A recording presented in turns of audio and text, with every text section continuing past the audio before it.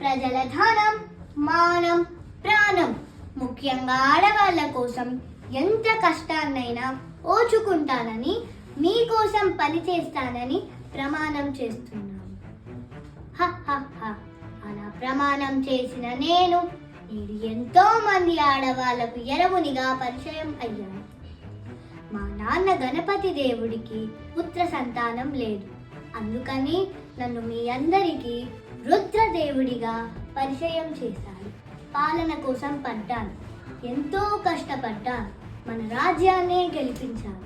అలా సుభిక్షంగా జరుగుతున్న నా పాలనలో నేను మీ రుద్రమాదేవిని అని తెలిసింది.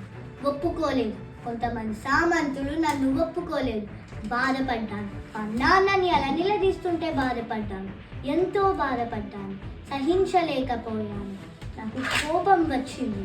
అప్పుడు నేను అన్నాను, ఆడవాళ్ళైతే ఏమవుతుంది, కష్టపడుతున్నాను కదా, మీకోసం ఎంతో కష్టపడుతున్నాను కదా.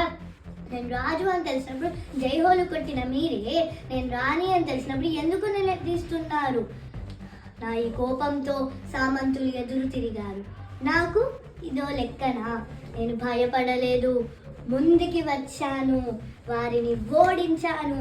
నా కోపంతో వారిని ఎప్పుడో ఓడించాను. అప్పుడు మొదలైంది నా అద్భుతమైన పాలన. అలా జరుగుతున్న నా పాలనలో గొడవ, అది కూడా ఒక నది కోసం. సహించలేకపోయాను. ఎంతో కోపం వచ్చింది. అప్పుడు నేను అన్నాను, ఒక తల్లి పాలు తాగి అన్నా చెల్లెలు అక్క తమ్ముళ్ళు అయినప్పుడు ఒకే నది నీళ్లు తాగి ఒరిగే వాళ్ళం. అన్నా చెల్లెలు అక్క తమ్ముళ్ళు కాలేమా? నా ఈ మాటలతో ఎంతో మంది కలిసారు, ఎన్నో రాజ్యాలు కలిసారు, సుఖంగా జీవిస్తున్నారు.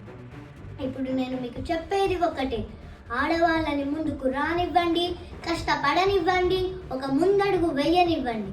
ఏమవుతుంది? ఆడవాళ్ళైతే ఏమవుతుంది?